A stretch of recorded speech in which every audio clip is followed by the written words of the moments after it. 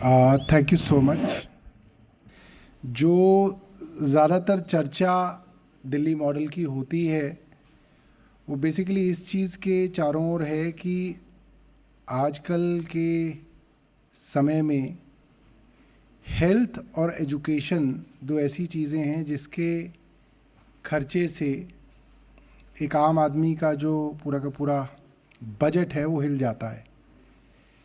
हर आदमी चाहता है कि उसके बच्चे अच्छे पढ़ लिख जाएं, पढ़ाई लिखाई हो जाती है तो एक आदमी जो गरीब है उसके पास मौका है कि वो middle class upper middle class तक भी पहुंच सकता है। कुछ लोग गरीबी से सीधा ही हाई इनकम ग्रुप के अंदर पहुंच सकते हैं अगर बच्चे आपके बहुत पढ़ जाएं, बहुत काबिल बन जाएं।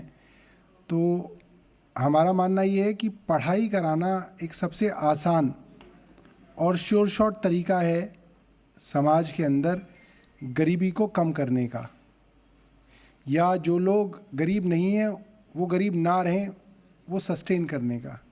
वरना आजकल ये बहुत आसान है कि आप गरीब ना हों, आप ठीक ठाक हों, आपके बच्चे इतने नालायक निकलें कि अगली जनरेशन आपकी बहुत गरीब हो जाए।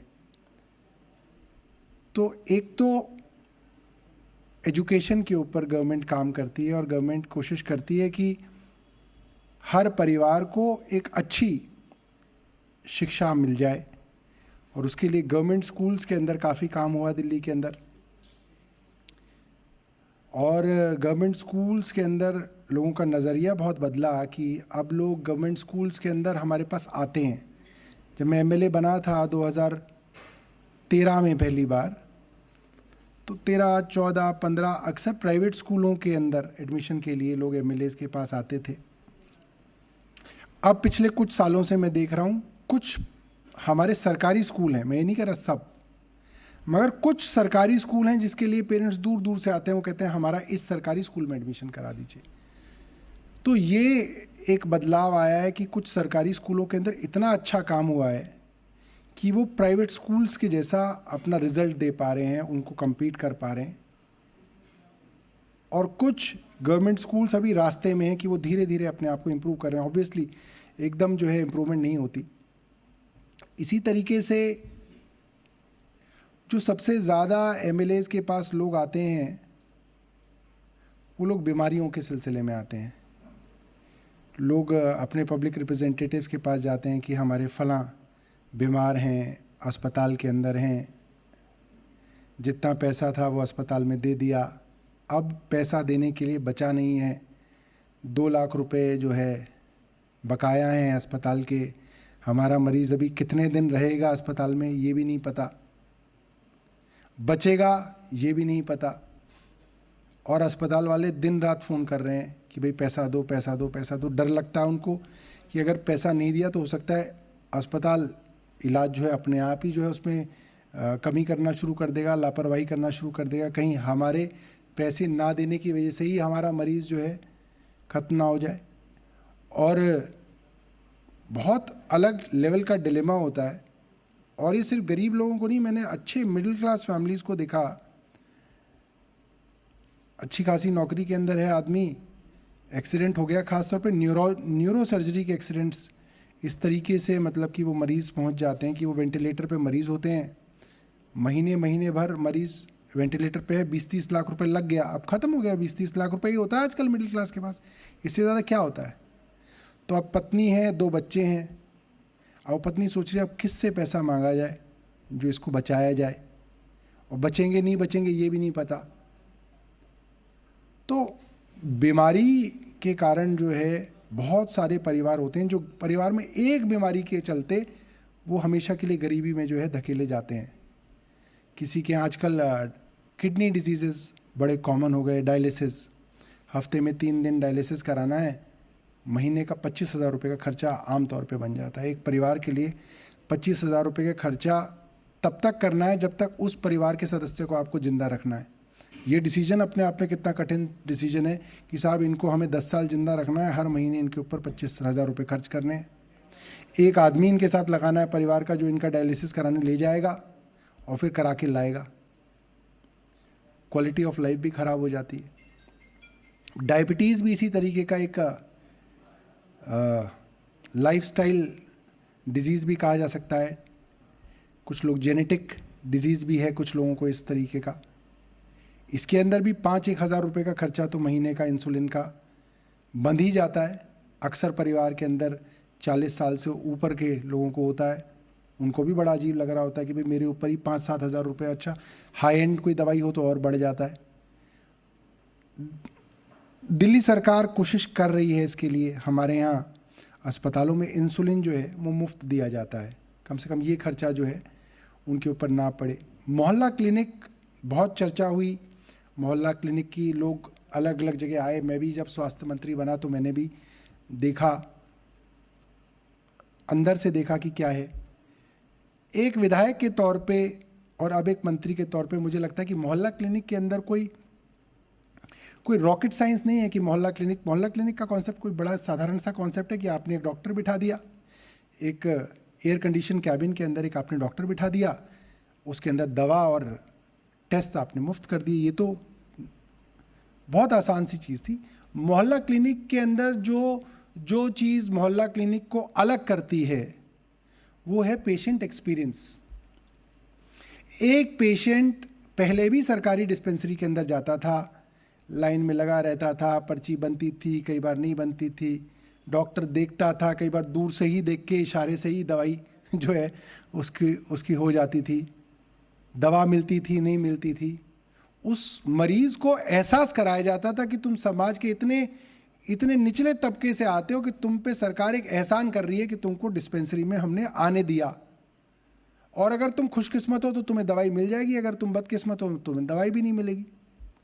तो वो जो एक गरीब आदमी को या एक मिडिल क्लास आदमी को जो एहसास कराया जाता था कि तुम वंचित हो, वो एहसास जो है वो इस मोहल्ला क्लिनिक के अंदर हट गया।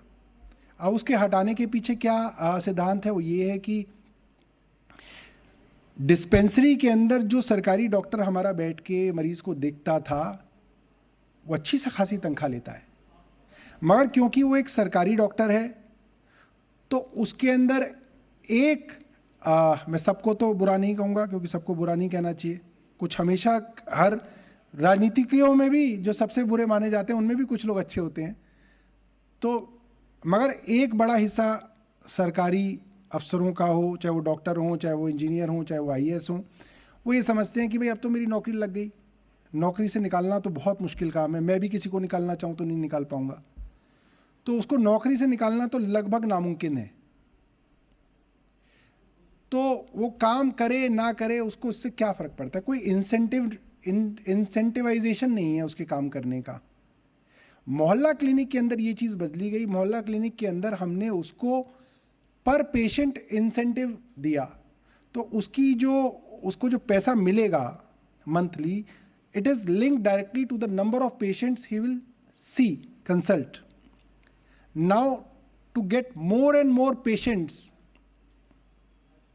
you have to be good with the patients, you have to treat them with respect, you have to give them ample attention so that he feels satisfied and he comes again to you. Otherwise 2 kilometre पे दूसरा मोहल्ला clinic है, वो वहाँ जाने लगेगा या वो नहीं जाएगा तुम्हारे यहाँ।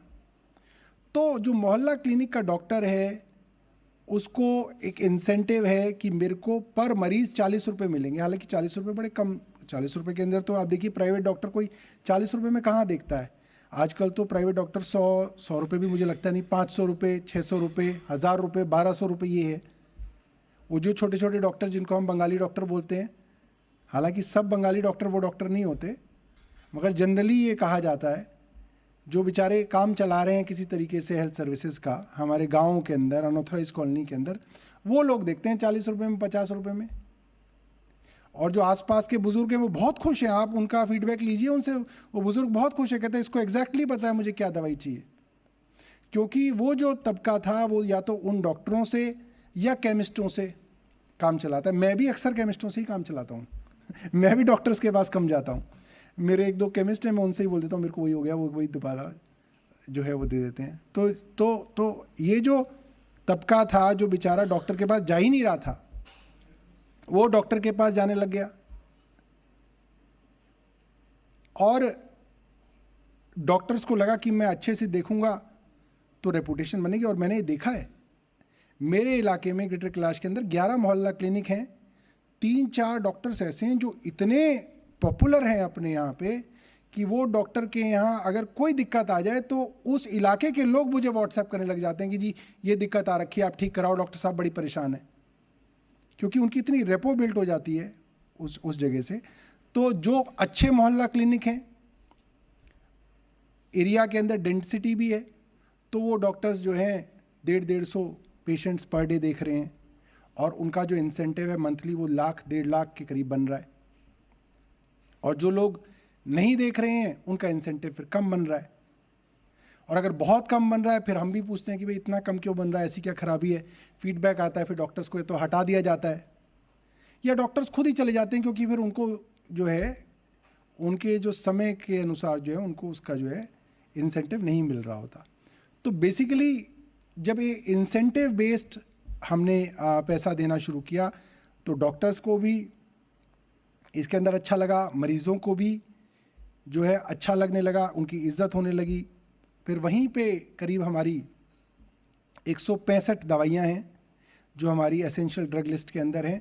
वो दवाइयाँ वहाँ पे मुफ्त में उपलब्ध होती हैं, वहीं की वहीं मिल जाती हैं, इंक्लूडिंग आपकी ये डायबिटीज़ की जो दवाइयाँ हैं ये सब भी जो है वहाँ पे उपलब्ध हो जाती हैं। फिर मैं एक बार एक डॉक्टर के पास गया हुआ था, तो मैंने डॉक्टर साहब से पूछा कि भाई किस बीमारी के, गांव में था एक अर्बन विलेज के अंदर, मैंने उन डॉक्टर से पूछा किस बीमारी के मरीज़ ज़्यादा आते हैं। तो उन्होंने बोला महिलाएं बहुत आती हैं थायराइड की परेशानी से, और एक साधारण सी दवा है उससे जो है उनका थायराइड कंट्रोल हो जा रहा है।